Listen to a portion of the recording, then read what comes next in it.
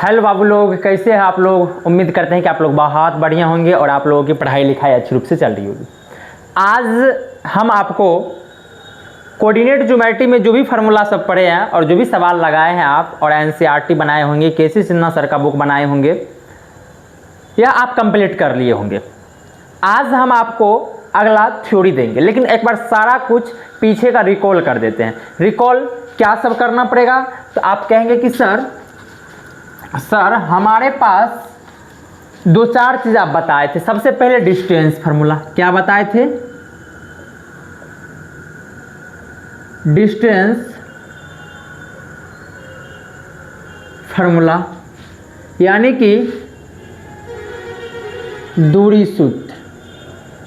दूरी सूत्र यदि दो बिंदु हो ए और बी, हमारा क्या हो, दो पॉइंट्स हो जिसका कोऑर्डिनेट x1, y1 और x2, y2 इस तरह से होता है ना, तब हमें ए बी निकालने का जो फार्मूला होता है वो होता है x1 माइनस x2 का whole square plus y1 minus y2 का होल स्क्वायर।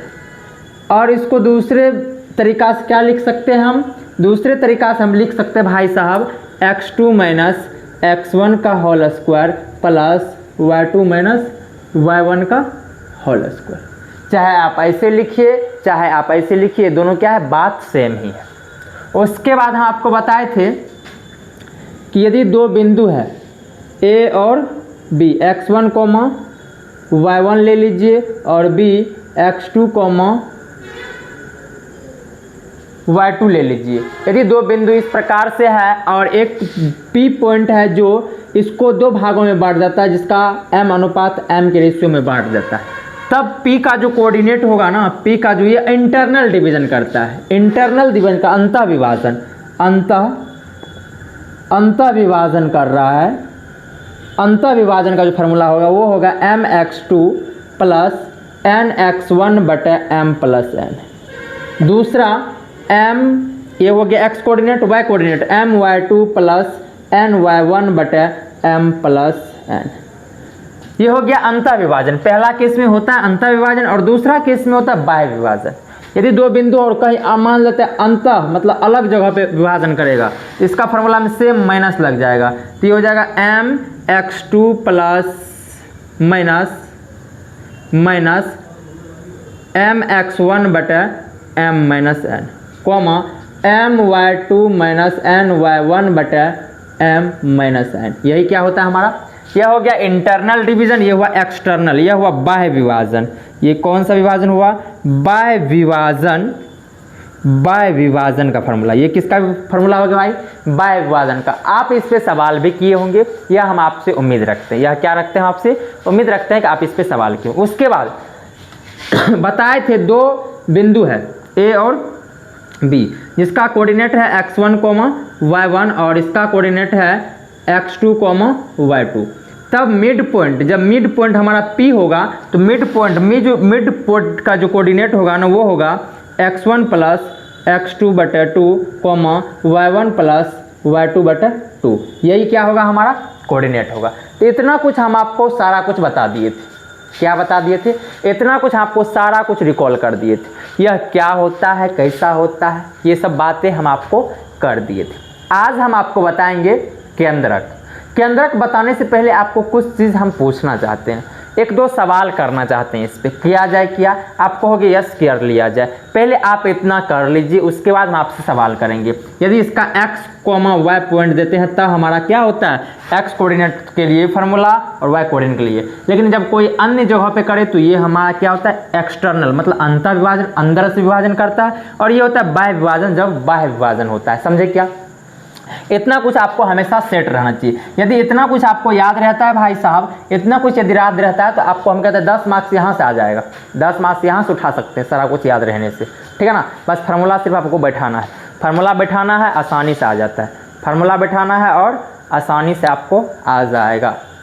चलिए आगे चलते हैं, एक दो सवाल कर लेना चाहिए। सबसे पहले एक से दो सवाल है।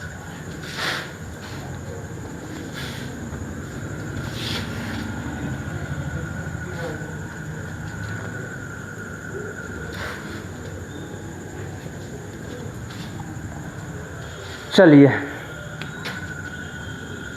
एक दो सवाल करते हैं सबसे पहले, और कुछ बात का याद रखना है। सबसे पहले यदि आपको कहेंगे समकोण त्रिभुज, समकोण त्रिभुज, समकोण त्रिभुज, अच्छा बताइए भाई समकोण त्रिभुज कैसा होता है? कहोगे सर समकोण त्रिभुज अपने को ये हो गया समकोण त्रिभुज जिसका नाम देते हैं ए बी सी। बताइए A B distance B C और ए सी। समकोण त्रिभुज जब आपको तीन बिंदु दे दिया जाए, समकोण त्रिभुज कैसे सिद्ध कीजिएगा? आपको निकाल लेना है, ए बी निकाल लीजिएगा, उसके बाद आपको बी सी निकाल लेना है, ए बी निकालना है, बी सी निकालना है, उसके बाद ए सी निकालना है। फिर आपको चेक करना है कि ए सी का जो डिस्टेंस का जो स्क्वायर है क्या वो ए बी का डिस्टेंस का स्क्वायर प्लस बी सी के डिस्टेंस का स्क्वायर के बराबर है। यही ना होता है पाइथागोरस प्रमेय में, तो यही ना होता है जब आपको समकोण त्रिभुज चेक करना है। तो इसका मतलब है कि ए सी का जो स्क्वायर होगा, मतलब कर्ण का जो स्क्वायर होगा, वो लंब के स्क्वायर प्लस में आधार के स्क्वायर के बराबर होना चाहिए। इस कंडीशन को यदि फॉलो करेगा तो आप समझ लेना ये समकोण त्रिभुज बना होगा। क्या बना होगा भाई साहब? समकोण त्रिभुज बना होगा। क्या बना होगा? समकोण त्रिभुज बना होगा। क्या बना होगा भाई साहब? समकोण त्रिभुज बना होगा। क्या बना होगा भाई साहब? समकोण त्रिभुज बना होगा। चलिए आगे चलते हैं। अगला होता है समद्विबाहु त्रिभुज। समद्विबाहु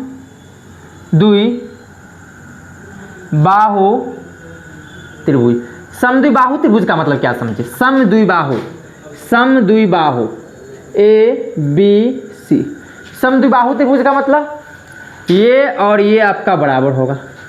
दो भुजा यदि बराबर होता है तो उसे समद्विबाहु कहते हैं। यदि दो भुजा आपका यदि बराबर हो तो उसको समद्विबाहु। इसका कंडीशन क्या होगा? समद्विबाहु त्रिभुज को दिखाने के लिए आप ए सी का डिस्टेंस निकाल लीजिएगा और ए बी का डिस्टेंस निकाल लीजिए। यदि ये दोनों बराबर हो जाएगा तो आप कह दीजिएगा हाँ ये समद्विबाहु त्रिभुज है। उसके बाद समबाहु। समबाहु क्या बोले भाई साहब? समबाहु के लिए क्या करिएगा? समबाहु के लिए तीनों भुजा बराबर होना चाहिए, ये भुजा, ये भुजा, ये भुजा। तो आपको चेक करना पड़ेगा यहाँ से कि ए बी बराबर, इसका नाम ए बी सी दे देते हैं, ए बी बराबर बी सी बराबर ए सी। क्या बोले हम?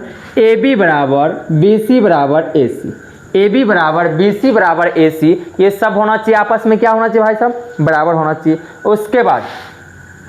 उसके बाद आपको हम बोलेंगे चतुर्भुज। चतुर्भुज निकालना है। चतुर्भुज, चतुर्भुज का क्या कंडीशन है? चतुर्भुज का क्या कंडीशन है? तो आप कहोगे आयत का। आयत का क्या कंडीशन है? सबसे पहले आयत देख लीजिए। तो आयत आमने सामने की भुजा यानी कि ए बी सी डी। तो आप कहोगे कि सर ए बी जो होगा ना वो बराबर होना चाहिए डी सी का। दूसरा केस क्या हो सकता है? ए डी जो बराबर होना चाहिए वो बी सी का होना चाहिए। ये सब कंडीशन को क्या करना चाहिए? फॉलो करना चाहिए। ये सब कंडीशन को क्या करना चाहिए? फॉलो करना चाहिए। ये डिस्टेंस और ये डिस्टेंस सेम होगा। ये डिस्टेंस बिंदु दिया हुआ रहेगा आपको।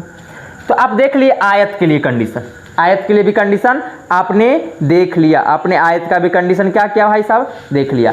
उसके बाद होता है, उसके बाद आपको ये भी चेक करना है, ये और ये भी चेक करना है, ये भी चेक करना है। यानी कि आपको ये देख लेना है कि ए सी बराबर आपको बी डी है कि नहीं, बी डी है कि नहीं, ये भी चेक करना पड़ेगा। ए सी और बी डी चेक करना पड़ेगा कि नहीं। इसी प्रकार से समचतुर्भुज के लिए, समचतुर्भुज के लिए क्या करना भाई साहब? समचतुर्भुज के लिए, समचतुर्भुज के लिए क्या है कंडीशन बता दीजिए। समचतुर्भुज के लिए, तो समचतुर्भुज के लिए आपके पास कंडीशन है कि ये आमने सामने की भुजा ए बी सी डी। तो ए बी बराबर सी डी, ए सी बराबर बी डी, ये सब क्या होना चाहिए भाई साहब? बराबर। तो इतना कुछ आपको याद रहना चाहिए। यदि आपको कभी कह दिया जाए, आपको कह दिया जाए ऐसा कुछ करने के लिए, तो ऐसा कुछ होता है। समझे क्या? कोई डाउट है भाई साहब? कोई डाउट है तो बता दीजिए।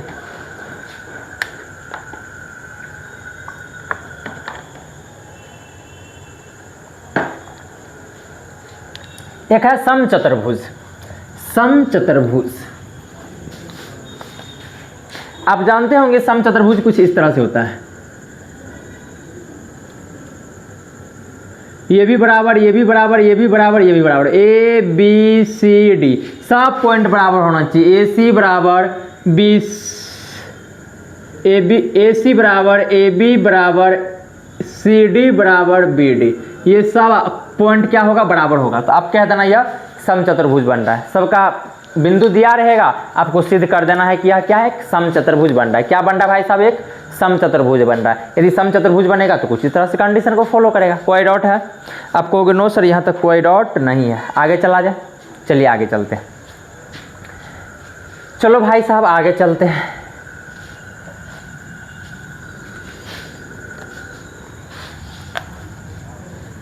अगला था हमारा केंद्रक पढ़ना। क्या था भाई साहब, केंद्रक पढ़ना। क्या होता है केंद्रक? केंद्रक से पहले मीडियन जानना जरूरी है। मीडियन यानी कि माध्यिका, ये क्या होता है भाई साहब?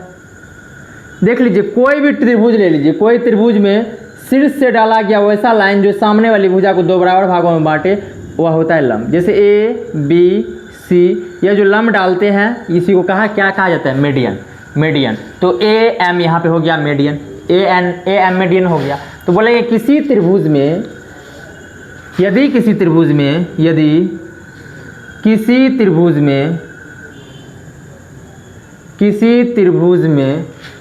शीर्ष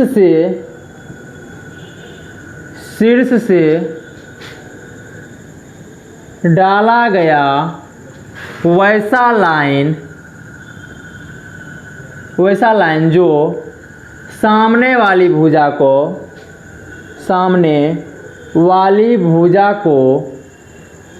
भुजा को दो बराबर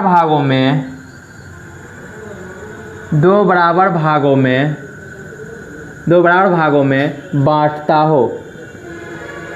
बांटता हो उसे मीडियन कहा जाता है। उसे क्या कहते हैं, मीडियन कहा जाता है। जैसे एक त्रिभुज बना लीजिए, एक त्रिभुज में शीर्ष से डाल देंगे एक लंब, शीर्ष से डालिए सामने वाली भुजा पे लंब, इसका नाम दे दीजिए। तो यहाँ पे लिखेंगे यह भी हुआ, इसका नाम ई दे दीजिए, यह भी हुआ, इसका नाम दे दीजिए तो यह भी हुआ। तो हम कह देंगे यहाँ पे फिगर में A M C F B E and B E median है। मीडियन क्या होता है भाई, हेलो, मीडियन क्या होता है?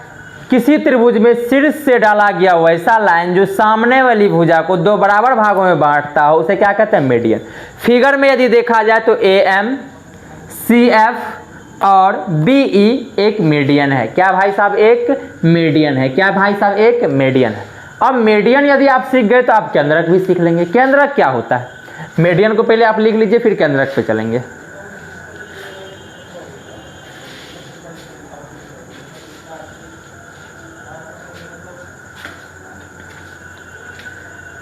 चलिए अब चलते केंद्रक पे। केंद्रक क्या होता है भाई साहब, केंद्रक पे चलेंगे। देख लीजिए केंद्रक क्या होता है। किसी भी त्रिभुज में जो मीडियन का जो मिलन बिंदु होता है, ये जो मिलन बिंदु है ना, ये मिलन बिंदु, इसी को केंद्रक कहा जाता है। इसको केंद्रक कहते हैं। इसी को क्या कहते हैं, केंद्रक कहते हैं, जिसे हम जी से डिनोट करते हैं। ठीक है ना। तो अब लिखेंगे सेंट्रॉइड, केंद्रक।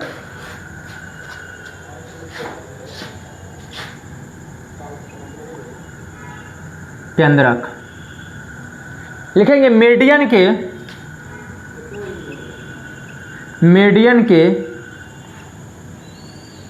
मिलन बिंदु को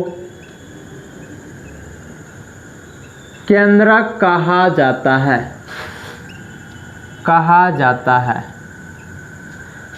क्या बोले हम, मीडियन के मिलन बिंदु को केंद्रक कहा जाता है।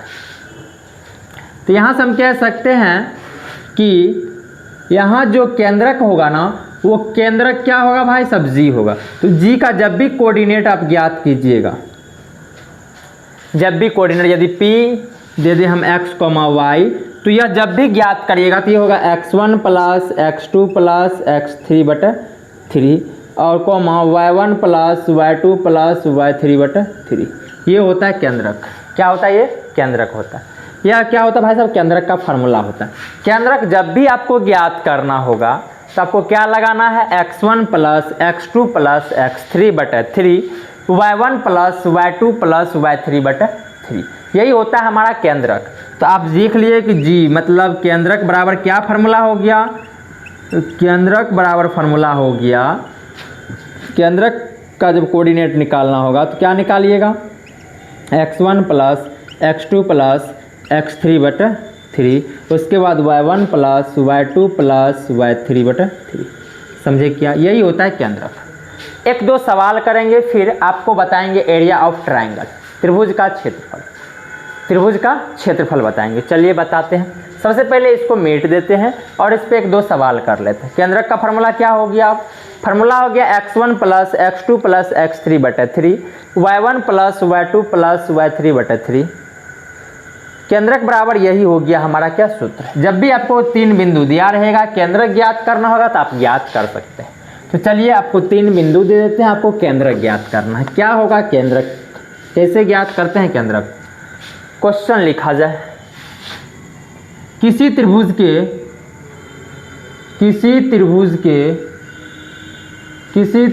के बिंदु, किसी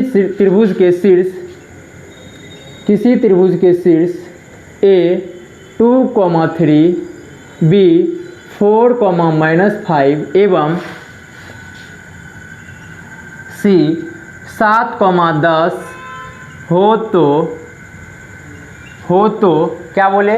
किसी त्रिभुज के शीर्ष A इतना इतना इतना हो तो इस त्रिभुज का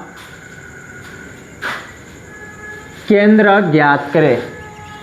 केंद्रक ज्ञात करें। 3 बिंदु दिया हुआ है तो त्रिभुज बना लीजिए। एक त्रिभुज बना के तीनों को दर्शा दीजिए। ए दिल है अपने पास कितना भाई साहब? 2,3। फिर बी दिया हुआ है कितना? तो 4,-5 और सी दिया हुआ है कितना? 7,10। हमें निकालना है केंद्रक। केंद्रक मतलब ये बीच वाला चीज़ को निकालना है, इस चीज़ को निकालना है, यह चीज़। यही ना हुआ केंद्रक? यस, यही केंद्रक हुआ। तो यह हमें जी निकालने के लिए क्या करना चाहिए? केंद्रक ज्ञात करने के लिए क्या करना चाहिए बताइए? तो आपके पास जी निकालने के लिए फार्मूला, जी यदि पॉइंट दे देते हैं हम x, y, तो हम बताए हैं कि g बराबर p x, y। ये कोऑर्डिनेट जब भी ज्ञात करना होगा तो x1 plus x2 plus x3 बटे 3, y1 plus y2 plus y3 बटे 3 होता है। ये क्या होता है भाई? फार्मूला होता है। बताइए x1 क्या है? तो x1 है 2 प्लस x2 है 4 प्लस 7 बटा कितना हो जाएगा? 3। फिर y1 क्या है? तो 3 प्लस -5 प्लस 10 बटा कितना? 3। ये कितना हो जाएगा भाई साहब? तो ये हो जाएगा 11 2 13 बटा 3, ये हो जाएगा कितना? 2 -2 तो 8 बटा कितना? 3। ये हो गया केंद्रक। क्या x, y का जो कोऑर्डिनेट हुआ ना वो कितना हो गया? x, y का जो कोऑर्डिनेट हुआ, x कोऑर्डिनेट हो गया इतना और y कोऑर्डिनेट हो गया इतना। x कोऑर्डिनेट इतना हो गया और y कोऑर्डिनेट इतना हो गया। मतलब 13/3 और 8/3 क्या आ गया? हमारा कोऑर्डिनेट आ गया x कोऑर्डिनेट y। x भी कोऑर्डिनेट कितना और y भी कोऑर्डिनेट इतना हमारा आ गया। चलते हैं आगे, ये देख लीजिए, आगे चलेंगे फिर।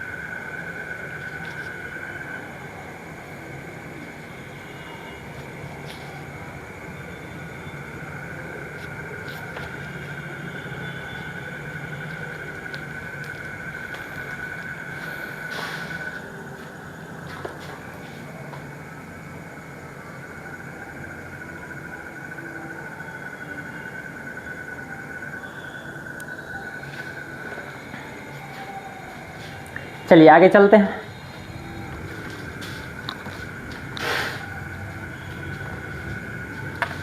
केंद्रक को हम गुरुत्व केंद्र भी कहते हैं।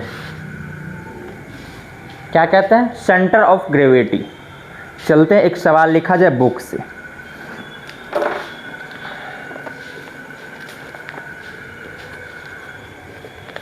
त्रिभुज ABC के दो शीर्ष A 6,4 और B -2,2 है तथा गुरुत्व केंद्र G ये कितना है? 3,4। तो त्रिभुज ABC के तीसरे शीर्ष C का निर्देशांक ज्ञात करें। चलिए ज्ञात करते हैं। क्या लिखा हुआ है? सबसे पहले तो देख लीजिए अब की बार क्या दे दिया। एक त्रिभुज बना लीजिए। एक त्रिभुज में दो दे दिया है शीर्ष, A शीर्ष और B शीर्ष मान लेते हैं। ये हमारा दिया हुआ है 4,6 और ये है -2,2। हमें ये नहीं है मालूम, लेकिन गुरुत्व केंद्र ये बीच वाला जो केंद्र है ना, ये केंद्र मालूम है कितना भाई? G दिया हुआ है 3,4। ये हो गया x और ये हो गया y। ये हो गया x और ये हो गया y। चलिए, जब ये x और y मालूम है भाई साहब, ये भी मालूम है और ये भी मालूम है, तो आप बता दीजिए x, y का फार्मूला क्या होता है? तो आप कहिएगा x कोऑर्डिनेट y कोऑर्डिनेट जब भी निकालते हैं इसका फार्मूला होता है x1 + x2 + x3/3, y1 + y2 + y3/3। अब देख लीजिए x क्या है? तो 3 है। x बराबर x कोऑर्डिनेट लिख दीजिए। x ये 3 हो गया, ये 4 हो गया। तो आप कहिएगा कि जब सब कुछ मालूम है तो चलिए काम कर लेते हैं। तो आप कहिएगा कि x1 क्या है? तो 6 + -2 + x3/3 हो गया, कॉमा। अब क्या हो जाएगा भाई साहब? आप कहोगे ये हो जाएगा अपने पास कितना? तो 4 - 4 + 2 + y3/3 हो जाएगा। अब देख लीजिए x कोऑर्डिनेट को x से तुलना करेंगे, y कोऑर्डिनेट को y से तुलना करेंगे, तो ये हो जाएगा 3 = कितना भाई साहब? ये हो जाएगा 4 + x3/3 और कॉमा जब y से करेंगे तो ये हो जाएगा 4 बराबर यहाँ पे 6 + y3/3। यहाँ से हो जाएगा 3 × 3 = 9, 9 बराबर 4 + x3 और x3 बराबर कितना हो जाएगा? तो 9 में से 4 जाएगा, 9 - 4। x3 कोऑर्डिनेट x3 जो हो गया वो हो गया 5। x3 कितना हो गया भाई साहब? 5। x3 कितना हो गया?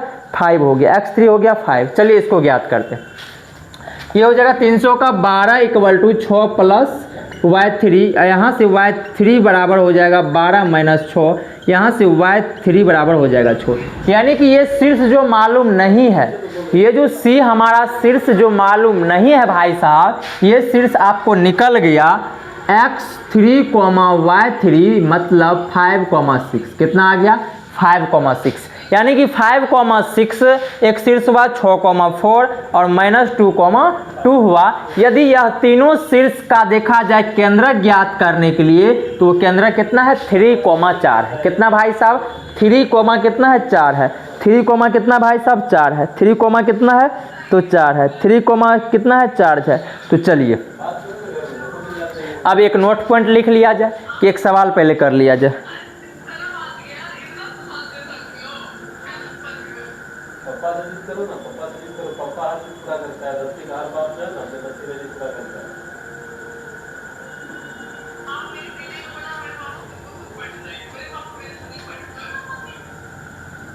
पटाने के लिए दीदी को एक डायरेक्ट वीडियो कॉल मार रहे हैं, ठीक है? हम मैसेज किए दीदी को वीडियो कॉल। चलिए आगे चलते हैं। हम दोबारा हिम्मत नहीं कर पा रहे इसको करने में।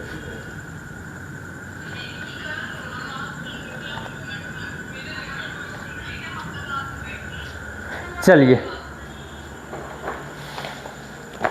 बात करेंगे।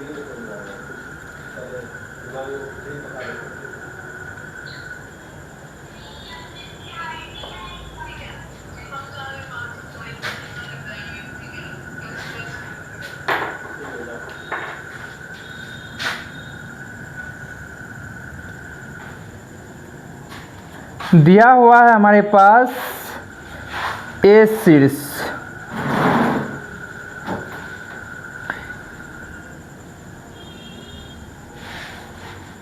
यह जी भी दे दिया है। जी दिया है भाई साहब हमारे पास 5/3 और -1/3, 5/3 और -1/3। फिर कह रहा ए भी दे दिए हैं और बी भी दे दिया है। तो ए बी देख लीजिए क्या दिया हुआ है। तो ए शीर्ष दिया हुआ है 3,2 और बी शीर्ष दिया हुआ है -2,1। हमें सी शीर्ष निकालना है। इसको मान लेते हैं x3 और y3 है, x3 और y3। चलिए करते हैं सवाल को। क्या है फार्मूला हमें निकालना है। मान लेते हैं यह हमारा p है g, तो g बराबर फार्मूला क्या जानते हैं, ये g होता है px, y, जिसका कोऑर्डिनेट निकालते हैं कैसे, x1 + x2 + x3/3 और y1 + y2 + y3/3। ये देख लीजिए p जो पॉइंट है ना, ये दिया हुआ है 5/3, -1/3। रहने दीजिए। x क्या है तो 3 + x2 क्या है -2 + x3/3। फिर 2 + 1 + y3/3। चलिए आगे चलते हैं। तो ये हो गया 5/3 बराबर, ये हो जाएगा कितना भाई साहब, तो 1 + x3/3। फिर ये हो जाएगा कितना, -1/3 बराबर कितना, 3 + y3/3। ये और ये ख़त्म, ये और ये ख़त्म, तो x3 बराबर हो जाएगा 5 - 1 x3 मतलब 4। ये हो गया कितना, 4। एगो पॉइंट y निकालते हैं। y पॉइंट जब निकालिएगा तो यहाँ से हो जाएगा y3 बराबर -1 - 3। ये हो जाएगा y3 बराबर -4। यही हो गया हमारा आंसर। यही क्या हो गया, हमारा आंसर हो गया। तो आप देख लिए x3 और y3 कैसे निकाला है। तो x3 भी देख लिए और y3 भी देख लिए कैसे हम ज्ञात करते हैं। कोई डाउट है, कोई डाउट है भाई साहब, कोई डाउट हमें नहीं। इस तरह से हम क्या करेंगे, ज्ञात करेंगे। चलिए अब चलते हैं एरिया ऑफ ट्राइंगल। एक टॉपिक बचा हुआ हमारा क्या, एरिया ऑफ ट्राइंगल, उसे भी कर ही लेते हैं। एरिया ऑफ ट्राइंगल,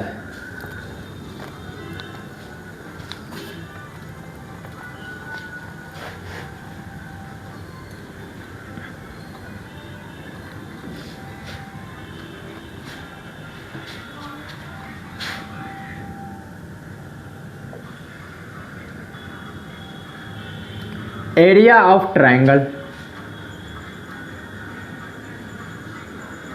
त्रिभुज का क्षेत्रफल। कभी कभी सवाल पूछ देता है इनसे, बट हर साल नहीं आता है। तो एक त्रिभुज बना लीजिए। त्रिभुज का एरिया कैसे निकालेंगे, जैसे ए पॉइंट दिया रहेगा x1, y1, फिर बी पॉइंट दिया हुआ है x2, y3 और सी पॉइंट दिया हुआ है x3, y3। देखो हुआ area of triangle, area of triangle A B C जब भी ज्ञात करना होगा, कैसे ज्ञात करना है, तो 1/2 को रख दीजिएगा। फिर x1 को रखिए, 123 लिखना है, तो y 123 तो y2 - y3। देखिए 123 पूरा गया क्या।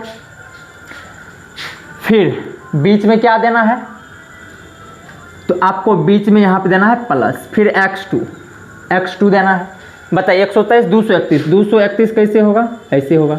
फिर बीच में प्लस x3 दे करके 312 तो y3 y1। देख लीजिए 312 हो गया क्या, 312 तो 1 3 312। देख लीजिए 312 123 201 कैसे याद रखेंगे, 123 231 312। ये त्रिभुज का क्षेत्रफल होता है। कैसे लिखना है, तो आपको लिखिएगा 1/2, x1 लिखिएगा 123 तो y2 - y3 प्लस x2 लिखिए, तो ये हो जाएगा 123 231 y3 - y1 231 प्लस x3 लिखिए 123 231 312। देख लीजिए ये होता है एरिया ऑफ ट्राइंगल। ये क्या होता है, एरिया ऑफ ट्राइंगल। तीन को बिंदु दिया हुआ रहेगा। क्या रहेगा भाई साहब? 3 को बिंदु दिया हुआ रहेगा। तो आपको एरिया ऑफ ट्रायंगल कैसे ज्ञात करेंगे, ये आपको यहाँ से मालूम चल गया, यहाँ से यहाँ पे मालूम चल गया कैसे ज्ञात करना है एरिया ऑफ ट्रायंगल। चलिए एक सवाल कर लिया जाए इस पे। 123, 231, 312 कैसे याद रखेंगे? x1 y2 minus y3। 123, 231, 312, 123, 231, 312, 123, 212, 123, 231, 312, यही होता है हमारा एरिया ऑफ ट्रायंगल। चलिए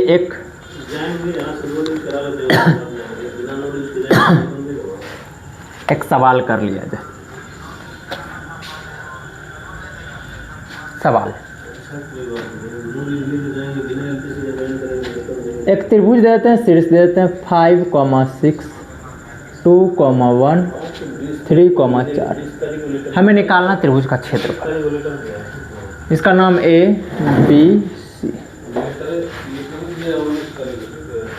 x1 बराबर 5, x2 बराबर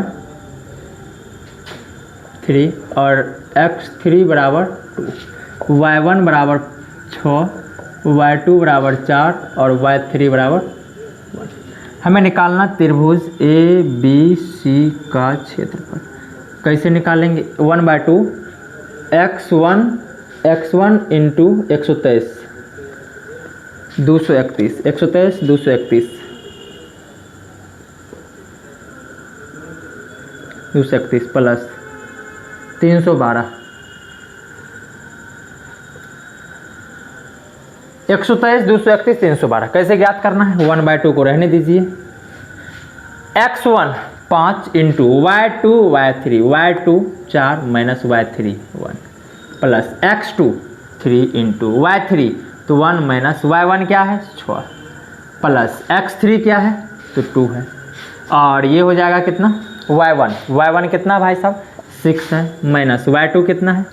4 है। ये हो जाएगा कितना? 1/2। ये हो जाएगा 5 इंटू 3 प्लस 3 इंटू माइनस में 5 प्लस 2 इंटू 2। ये हो जाएगा 1/2। ये हो जाएगा कितना? 15 माइनस में 15 प्लस में 4 और ये ख़त्म, ये हो जाएगा 2। मतलब कितना आ गया? 2। तो हम कहेंगे एरिया ऑफ ट्रायंगल कितना? मान लीजिए -2 आ गया, क्या हो जाता? -2 आ गया होता तो क्या करते? देखो हुआ -2 आता तो एरिया कभी भी निगेटिव नहीं होता है, उसे पॉजिटिव में लिख देते हैं, ठीक है ना। तो यही हो गया हमारा आंसर। तो आप इस पे सवाल कर लीजिएगा त्रिभुज के क्षेत्रफल पे। वैसे पूछता नहीं है लेकिन पूछ दिया जाए तो का बात बताए, आपको बना देना है। कोई डाउट है? तो आज के लिए इतना ही, मिलते हैं आपको नेक्स्ट सेशन में एक 1 शॉट लेक्चर लेकर के इसका। तो आज के लिए इतना ही, अपना ख्याल रखिए, पढ़ते रहिए, मुस्कुराते रहिए। जय हिंद, जय भारत। ठीक है भाई, टास्क डेली करिए, पढ़िए, मन से पढ़िए। देखो भाई साहब, आप इस फेज़ में है जहां आपको पढ़ना बहुत ज़रूरी है। आप इस समाज से बिलोंग करते हैं, इस घर से बिलोंग करते हैं, आपके लिए पढ़ाई ही सब कुछ है। यदि आप पढ़ रहे हैं, यदि आप अच्छे मार्क्स से एग्ज़ाम को पास नहीं करते हैं तो आपका कोई वैल्यू नहीं है घर में, ना ही घर में ना ही समाज में। तो हम ऐसे घर परिवार अपने समाज से बिलोंग करते हैं जहां हमें जज किया जाता है तो हमारे मार्क्स से, यदि हमें जज किया जाता है तो हमारे नौकरी से, यदि हमें जज किया जाता है तो एक अच्छे बंगला कार से किया जाता है, ठीक है ना। इसीलिए पढ़ना है, मन से पढ़ना, बहुत मेहनत करके पढ़िए, क्योंकि ये जब सुबह हुआ है तो शाम ज़रूर होगा। तो सुबह और शाम को हमेशा एक दिनचर्या में काटिए, बहुत अच्छे से आप बेहतरीन मेहनत कीजिए, आपके लिए सब कुछ यही है, ठीक है ना। तो पढ़ाई करना है, पढ़ाई सबके लिए ज़रूरी है। और आपको विशेष में हम क्या कहूँ, पढ़ते रहिए, मुस्कुराते रहिए, इसी तरह से खिलखिलाते रहिए। भगवान करे आपको बहुत ही ज़्यादा सद्बुद्धि दे, ठीक है ना। आपको नवरात्रि की भी बहुत बहुत शुभकामनाएं है, नवरात्रि की बहुत बहुत शुभकामना है, तहे दिल से आपको बहुत बहुत शुभकामना है, ठीक है ना। और माँ दुर्गा से हम यही कहेंगे कि हमारे जो प्यारे प्यारे नन्हे मुन्ने गुड्डू गुड़िया है, इन सभी को सद्बुद्धि दे और इनको पढ़ने की क्षमता दे और इन्हें बहुत ही अच्छे रिजल्ट बनाने के लिए इसको प्रेरित करे, इसे पढ़ने में मन लगाए, ताकि ये बहुत ही अच्छा परफॉर्मेंस कर पाए, ठीक है ना। तो माँ दुर्गा से बहुत ही ज़्यादा दुआ कर रहे हैं हम कि आप बहुत ही अच्छे करेंगे लाइफ में, ठीक है ना। और इतना ही, मिलते हैं आपसे नेक्स्ट लेक्चर में। अपना ख्याल रखना है, पढ़ते रहिए, मुस्कुराते रहिए, ठीक है। जय दुर्गा माँ।